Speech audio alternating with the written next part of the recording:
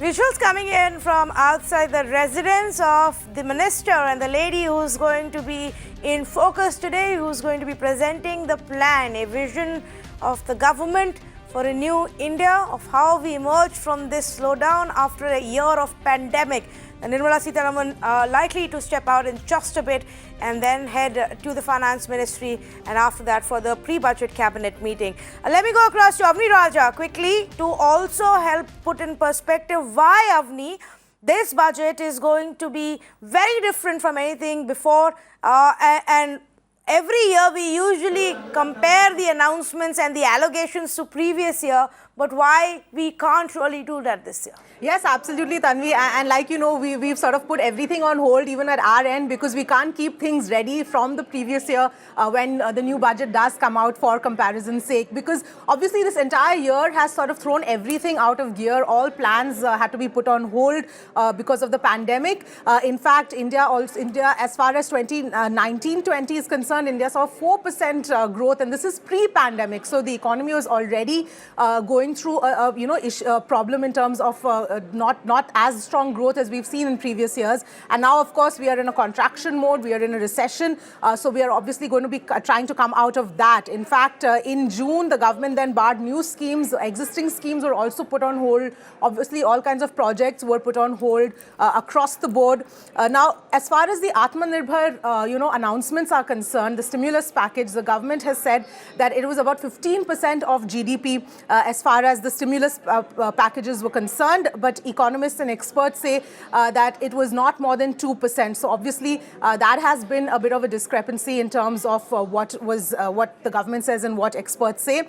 Borrowing, now 13 lakh crore, the government has increased borrowing to 13 lakh crore versus planned 7.8 lakh crore. So borrowing obviously has gone much higher. And public health expenditure could be doubled this time round. That is something that we have to wait and watch out for, because remember, COVID expenses itself could be about 80,000 crore provision that we might see. And then, of course, there is the funding that is needed for the vaccines, the COVID vaccine drive as well. So all of these are, various reasons why it's going to be a complete, we'll have to look at this budget more or less in isolation and not too much in comparison with what we saw last time round, Tanvi. Yes, absolutely, Avni. And I'm going to pick up on each of those points separately and take it to our panelists also to, go into further details. Mr. Venu, first to you on the fact that how, usually we have a planned exercise of picking up the budget document, comparing to what was done earlier, how much of it actually got done this year,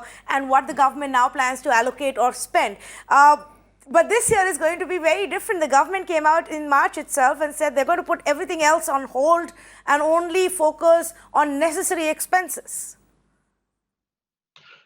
See, Avni, two things, Gopal Agarwal just said that that the government did not come up with a bigger fiscal stimulus, as in creating demand by putting more money in the hands of the people, because supply constraints still existed in the latter half of 2020. So he's right. If you had put more money in the hands of people, it would have led to inflation because supply had not come back. But now that supply has come back, I expect that the government will, which the economic survey also suggests, government will be a little liberal with its fiscal deficit target. But having said that, my overall assessment, Tanvi, is that as far as resources are concerned, I think there will be resource constraint. Government cannot borrow beyond a certain point, even if it is borrowing liberally. It cannot borrow beyond a certain point. And Mr. Modi, Prime Minister Modi, after his first meeting with the economists, suggested that big reforms announcement should also be seen as stimulus. So I expect that when the finance minister says that this is a once 100-year budget, what she's talking about is not like putting huge amount of resources, fresh resources to pump demand. I think what she's probably talking about is a whole lot of announcements, reforms announcements, which might create an overall impression of the economy ready to take off as the global economy also comes back on stream. Just remember one thing, Tanvi. India cannot grow isolated from the rest of the world economy. The world economy has to come back. There was a statement 2 days ago from some European finance ministers, central bankers, that Europe is weakening again, and one doesn't know when America will recover. So we are actually joined at the hips with the rest of the world. So first of all, just perish the thought that India can grow completely, isolated from the rest of the world. Only globally, the only positive sign is China is growing. In 2020, China is the only economy which showed positive growth. Correct. About 3%. 3%. The entire global economic growth, incremental growth in 2020 is provided by China. So we'll have to look to China, we have to look to Europe, we have to look to America, because exports are also an important part of our economic growth story. So the whole lot of factors. So therefore, I'm a bit puzzled what the finance minister meant when she said once in a 100-year budget. Now I'm waiting to see what sort of announcement that will come. Yes. I don't think on resources it can be once in 100 years, because resources are by their very nature very limited. Oh, you're right there. But I'm just taking cues and adding to what the finance minister said in terms of a budget like never before, and what's also been mentioned in the economic survey, where the chief economic advisor also seems to suggest that we need to forget about the fiscal deficit worries, and we really need to go out there and spend more. He's also specifically mentioned healthcare. And for justified reasons, that healthcare needs a lot more importance and focus. We are still in the year where vaccination will be one of our biggest focus. We're bringing in more vaccines, and on a fast basis, taking all of those vaccines to ensuring that more and more people get vaccinated. Because unless we break this chain, economic recovery is going to be very difficult, Vinay. So that's one aspect, and we'll discuss about healthcare in just a bit. But like Mr. Venu was mentioning, high-profile announcements for various sectors. Schemes, of course, we need to see how they get implemented. But it is literally starting from scratch with a blank slate where you can announce what you want today. Oh, absolutely. I mean, look, we've been in a survival mode last year. We have to get into a revival mode. I mean, it's as simple as that, right? And to move from survival to revival, there are two ways out. One, look, journalists typically tend to look at headline-grabbing announcements more than anything else. I am not, though I'm a journalist myself, but I would discount looking for headlines necessarily. I mean, just because a headline is not big bang doesn't mean the measure may not be important, right? I think it's very important to see the quality of the measures, the efficacy of the measures, and which end of the problem the finance minister decides to address first. Because very clearly, she can't address all problems. There's no way that she can, in this one document, address all the problems we have. Because we have problems at every front currently. And some of them preceded the budget, some of them got exaggerated because of the lockdown and the pandemic, and some because we are not even looking at a few data points maybe more carefully. And like one, for instance, is that while the economy is, the GST collections have been recorded this month, the spending seems to have come back to some extent.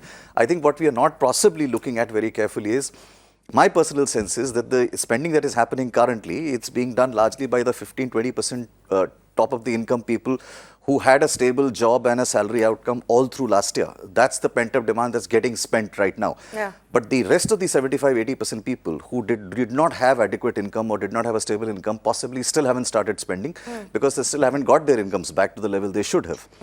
So while the overall figure may look very impressive, the quality of the spending being done and the who is spending it is something is as important, because this 15% people spend will stop after a while, or at least will slow down, and then the impact of it will start getting felt in the middle of the next year. So all of those factors are important as we go along, and I hope that it's, for me, the most interesting thing is which end of the problem she starts tackling first and more effectively. Yes, and we've repeatedly highlighted that there, whether it's from the pandemic ailing sectors of tourism, aviation, real estate, hospitality, retail badly hit, to problems in some of the sectors which have been there for a while. For example, infrastructure and manufacturing and SMEs being a big chunk, to then catering to sectors like agri, which haven't been that badly hit, but are obviously the focus and the flavor of the season for reasons that everybody else knows. But before I go to Mr. Siraj Hussain on that aspect, Pallavi, I'm just reading a tweet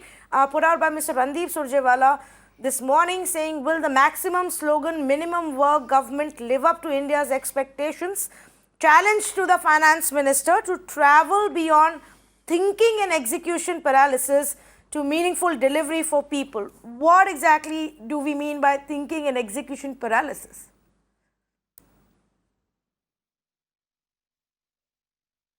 See, Tanvi, I think it's very important to understand the fact and acknowledge the fact, first and foremost, that the economy is in a recession. Of course, the pandemic has put it into an abyss, with pushing the negative growth rate to minus 23.9 in the first quarter and minus 7.9 in the second quarter. But even before the pandemic, like I said earlier, and even your fellow journalist from your channel right now was saying, Agni was saying, even before the pandemic, the things weren't so hunky-dory for this government. The economy was already taking a spiral downward, even before the pandemic hit us. So I think what the government needs to realize as of now is that, listen to what, I understand what Mr. Venu was also saying. The entire world is facing a recession. It's not India alone that can grow. And he also agreed with Mr. Gopal Krishnan when he was saying that, the government didn't supply money to the people during the pandemic and all. But what the government could have done, and I think was the only way forward, in fact, there was an article by a leading economist also, if you saw during the pandemic times, the government could have encouraged direct cash transfers. At least to the 30% of the population that lives below the economic line, at least to the migrant workers, who had to go, at least to women. Because right now, what Mr. Modi ji keeps saying, and I think that is what Mr. Surjewala ji is saying, that the government makes a lot of claims. But when it comes to actually act on those claims, we see nothing on ground. It's absolutely zero. The ground reality is zero. So Modi ji kept saying digital India. You could have used that digital India. You said that so many Jan Dhan accounts have been created after the Modi government came. And you've also started UPI payments. So you could have used all of that if it actually existed on ground and made direct cash transfers to the most vulnerable, to the people who suffered the most during this pandemic. And even if you have not done it then, even if it's belated right now, like Mr. Chidambaram ji also tweeted, do it now. What we are also hoping is that at least in this budget that she's going to announce, let there be some form of direct cash transfer. Because how else are you planning to increase the demand? Okay, let me, because you raised this issue, we do know that the government's first round of package did involve, a scheme for the worst hit for the poor of this country, which was food as well as some amount of money going into them. Obviously, the government at that point believed that they don't want to give money directly in the hands of too many people. But Mr. Siraj Hussain, looking at where the rural and the agri setup stands today, is that required still to put more money directly as cash in hands of people? I think it would have been better if the poorest were given some direct cash transfer. However, I must mention that the government has no way of reaching those people because other than the women Jan Dhan account holders, and all of them were not poor because when the Jan Dhan accounts were opened, means were not tested. So whether this money which has gone to Jan Dhan accounts, women Jan Dhan accounts, has really gone to poor, we really do not know. And the government has no database, as far as I know, of the poorest. As far as my information goes, even the Antyodaya card holders, which are generally believed to be the very correctly identified people, the government does not have their bank account numbers linked to Aadhaar databases. So despite all this claim about DBT and Jam Trinity and all that, about which previous economic surveys have talked about in great praise, I do not think the government has a database of reaching out to poor people. So even if the government wanted to reach the poorest of the poor, 20% or whatever, through a direct benefit transfer, it cannot do that. It does not have the means to reach them directly.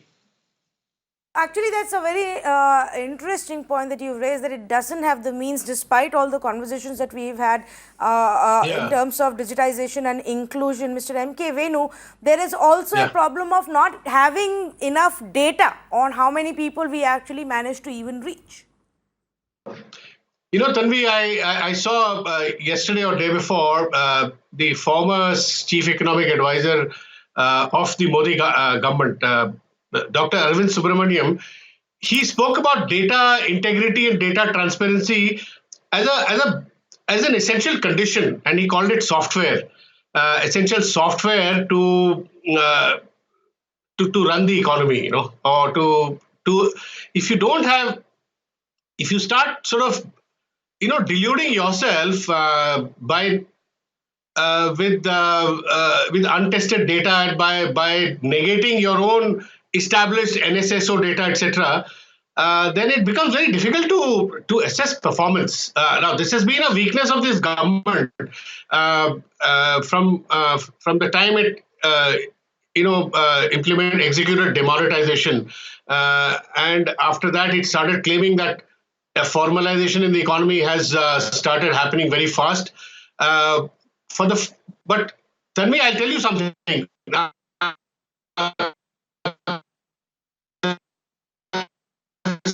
Post demonetization and badly implemented GST, every economist is now saying that the informal, while the organized formal sector, large and medium corporate sector, they are doing well, and you can see them on business channels saying that they are growing their balance sheet, they're growing their profits, etc. But it is a consensus that the informal sector has been smashed.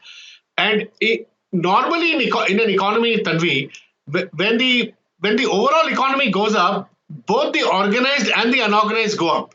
But in the last 6-7 years under Modi regime, what we have seen is organized sector, corporate sector improving, but informal sector, unorganized sector going down. Yes. Now, this sort of breakdown in the correlation has not happened, and what this is leading to now, Tanvi, is a structural problem which has been commented on by an economist who was a member of the Prime Minister Economic Advisory Council in the previous tenure, Ratin Roy. Yes. Ratin Roy's case is, which I completely agree with, that India's consuming middle class of about 100 to 150 odd million, which consumes a basket of goods like a small car, an air conditioner, a refrigerator, a television set, that has not expanded for the last 8-10 years. He says that since 2010, this consuming class is stagnant. Yeah. So unless this consuming class expands, it will expand only if new investments happen. The economy reaches a higher equilibrium through higher investments, higher income creation, which is not has happened. And the demonetization actually gave a setback to that process. So this is a real structural problem on which we need a white paper. And a lot of people are commenting on this, but we actually need a comprehensive view of what is happening to the informal sector of the economy. No, you're. To a certain extent, I do agree with you, Mr. Venu, that as far as the unorganized sector is concerned, one, we don't have enough data, where everybody agrees on and is credible data to suggest what is the status. And if we don't have that, then conversations and policy making also becomes extremely difficult. So we'll have to see if the government tries to address that in some way. As far as the organized sector and the corporate sector is concerned, we do know that it started showing some signs of revival. To what extent is it sustainable, and what can the government do to boost that is the other aspect. Thank you very much to all of our esteemed panelists for joining us on the first round of this conversation. This is just the beginning. We are still just warming up. So much more to go. In the next couple of hours, we're going to put sectors in perspective, what can be expected from the government, a big focus on healthcare and agriculture. Also, perhaps, looking at other ways of putting money in the hands of people, even in the hands of farmers. Maybe they increase the allocation under the PM Kisan Samman Yojana. Annually, a bunch of farmers get 6,000 rupees. That could go up. So many options there on the table for Finance Minister. Stay with us on this special broadcast.